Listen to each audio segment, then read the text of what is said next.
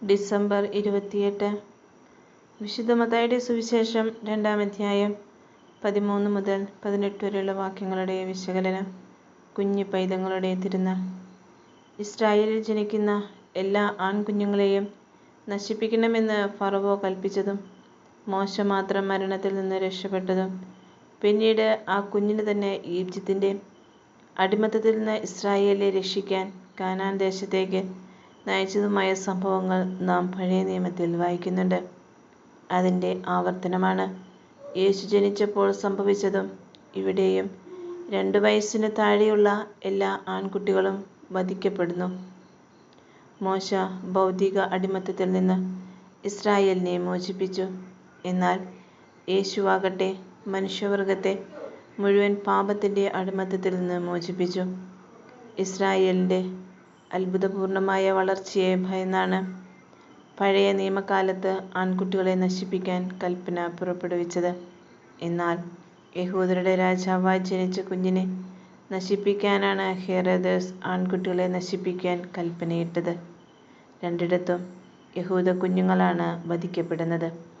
യഹൂദരുടെ ഉന്മൂലനം ചെയ്യാനുള്ള നിഷ്ഠൂരമായ കൊലപാതക പദ്ധതികൾ പലപ്പോഴും ആവർത്തിക്കപ്പെട്ടിട്ടുണ്ട്. എന്നിട്ടും ചിതറിക്കപ്പെട്ടിട്ടുള്ള ഒരു സമൂഹമാണവർ. 1 വർഷം മുമ്പുണ്ടായ ഹമാസ് തീവ്രവാദ ആക്രമണവും ഹിസ്ബുള്ള ആക്രമണവും ഹൂതി ആക്രമണവും ഇസ്രായേൽ ഫലസ്തീൻ സിറിയ ആക്രമണവും ഒക്കെ ഈ ജനതയെ ലോകത്തിൽ നിന്ന് ഉന്മൂലനം ചെയ്യാനുള്ള ഉദ്യമങ്ങളായിരുന്നു. എന്നാൽ ഇത്തവണ ഇസ്രായേലിൻ്റെ തിരിച്ചടിയാണ് നാം ഇതുവരെ ദർശിക്കുന്നത്. തങ്ങൾക്കെതിരെയുള്ള ഈ ആക്രമണ പരമ്പരകളെ ശാശ്വതമായി അവസാനിപ്പിക്കുന്നില്ലെങ്കിൽ എതിർചേരിയിൽ ജനിക്കുന്ന ഓരോ കുഞ്ഞിനും ഭാവിയിൽ തങ്ങളുടെ ഭീഷണിയാണെന്ന തിരിച്ചറിവാണ്. ഗാസയിൽ കുഞ്ഞുങ്ങളെപ്പോലെയും ബാക്കി വയ്ക്കാതെയുള്ള ശക്തമായ യുദ്ധതന്ത്രങ്ങൾ ഇസ്രായേൽ നടപ്പിലാക്കുന്നത്.